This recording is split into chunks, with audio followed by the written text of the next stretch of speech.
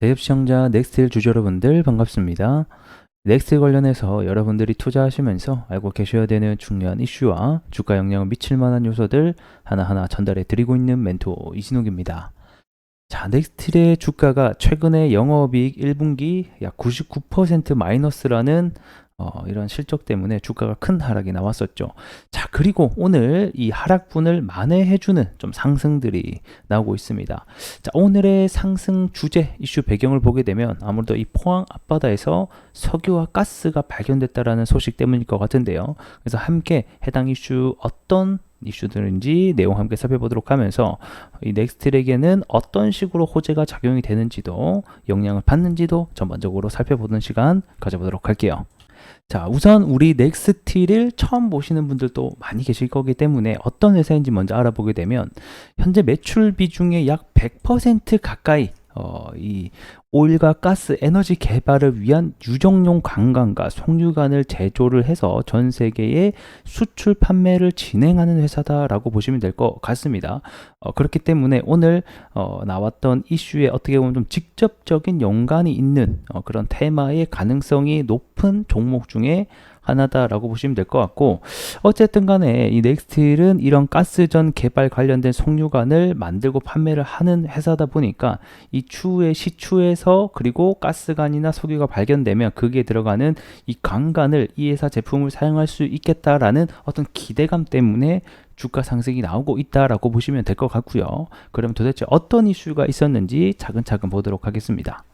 자, 오늘자 상승 이유 그리고 시장이 들끓고 있는 이유가 되기도 하죠. 자, 내용을 함께 보게 되면 자, 오늘 10시에 갑작스럽게 이 대통령실에서 예고도 없는 발표를 하게 되는데 자, 포항 앞바다에서 천연가스와 석유가 매장이 돼 있을 가능성이 높다라는 것을 발표를 하게 됩니다. 여러분 아직 확인된 거 아닙니다. 가능성이다라는 점 먼저 포인트로 잡아주시면 좋을 것 같고, 그 다음에 이 석유와 이 천연가스가 이 포항에서 발견된 게 이번이 처음은 아닙니다.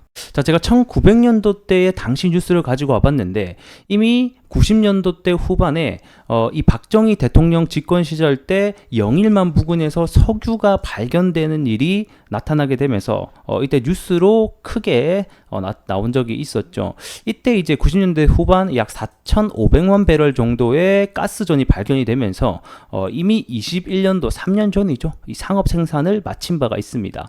자, 그러면 이번에 나타나게 된 내용은 뭐냐? 요거에서 플러스로 확인을 해보니까 더 있는 것 같다. 더 존재할 가능성이 높다라고 얘기를 하게 되는 거죠. 자, 그래서 내용을 계속 보게 되면 지난해 2월 동해가스전 주변에서 석유가 존재할 가능성이 높다라는 판단 하에 뭐 세계 최고의 기술 가진 뭐 전문회사에게 맡겼나 봐요. 이게 정말 있는가 없는가 분석을. 근데 전문가가 가능성이 있을 가능성이 매우 높다라는 결과가 나오게 됐고, 요거를 이번에 문 대통령이 발표를 하게 됐다라고 보시면 될 것 같습니다. 그래서 아직까지는 정확하게 어느 정도의 석유와 뭐 가스가 있는지는 모르겠지만 뭐 현재 나오는 바에 따르면 뭐 1조 4천억 달러 정도 된다라고 합니다.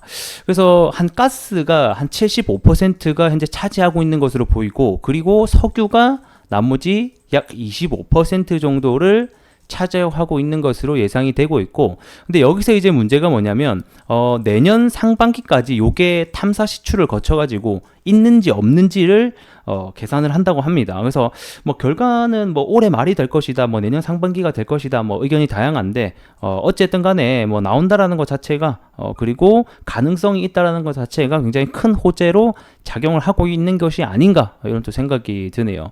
그래서 일단은 요게 원래 첫 그 시추가 들어가고 탐사 기간까지 굉장히 오래 걸려요. 최소 7년에서 그리고 늦으면 10년까지도 걸리는 작업이거든요. 만약에 이것도 있다라는 가정, 석유와 그 가스가 있다라는 가정하에 상업화하는 데까지 걸리는 기간이에요. 그러면 지금 24년이니까 못해도 한 34년, 35년쯤 돼야지 실질적으로 있다라고 하면 이제 본격적으로 상업화가 가능하다라는 얘기가 될 것 같고요. 그래서 이 영일 앞바다가 도대체 어디냐 제가 궁금해서 좀 지도를 열어봤어요. 그래서 여기 이제 포항이 이렇게 있는데 여기가 이제 그 유명한 호미곶이죠. 손 이렇게 올라와 있는데 호미곶이고, 여기가 이제 영일 항만인데 여기서 이제 요렇게 요 앞바다 여기 있죠. 여기 여기 울릉도가 있고 요쪽에 뭐 석유랑 가스가 있는 것으로 현재 파악이 되고 있다라고 합니다. 또 대한민국의 한 자국민으로서 굉장히 또 기쁜 소식이 아닐 수가 없을 것 같습니다.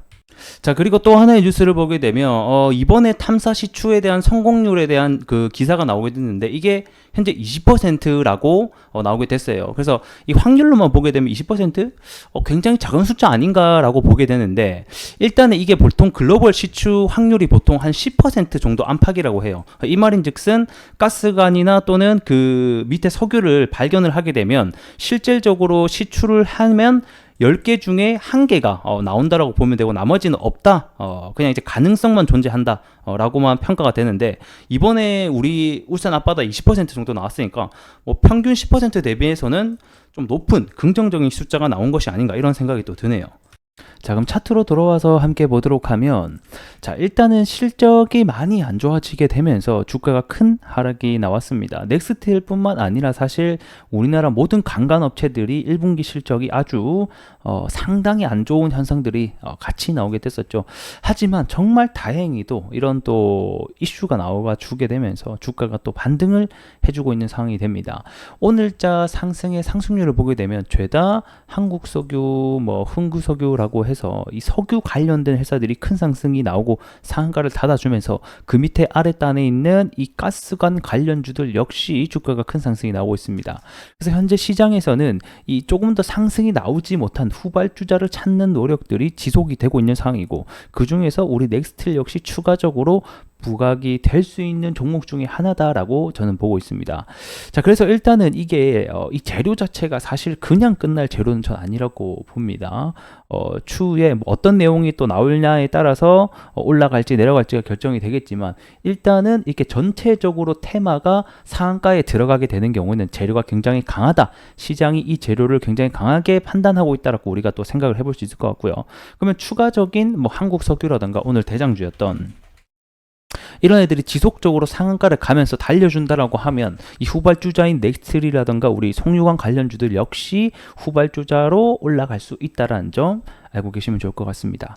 하지만 우리가 또 리스크적으로 생각을 해봐야 될 것은 결국에는 오늘 올라가고 있는 게 테마라는 겁니다. 이 테마의 특징은 이슈가 불었을 때는 큰 상승이 나오지만 이슈가 꺼지게 된다고 하면 하락을 할 수 있으니 우리가 이런 리스크들도 잘 알고 계셔야 될 것 같죠. 그래서 1차적으로는 여기 갭이 있던 부분까지 기술적 반등이 나왔기 때문에 여기 저 라운드 픽이 가격대인 8,000원을 좀 돌파해 주는지가 중요할 것 같고요. 아랫단으로는 오늘 나온 양봉에 저가만 안 깨준다라고 하면 충분히 해당 이슈를 받고 추가적인 상승도 우리가 좀 기대해 볼 수 있지 않겠느냐 이렇게 보고 있습니다. 자, 오늘 영상은 여기서 마무리 해보도록 하겠고요. 또 추후 관련돼서 좋은 소식, 그리고 여러분들 알고 계셔야 되는 소식이 들려올 때마다 이슈 전달해 드릴 수 있도록 하겠습니다. 자, 구독과 좋아요 한 번씩 부탁드리면서 다음 시간에 뵐게요.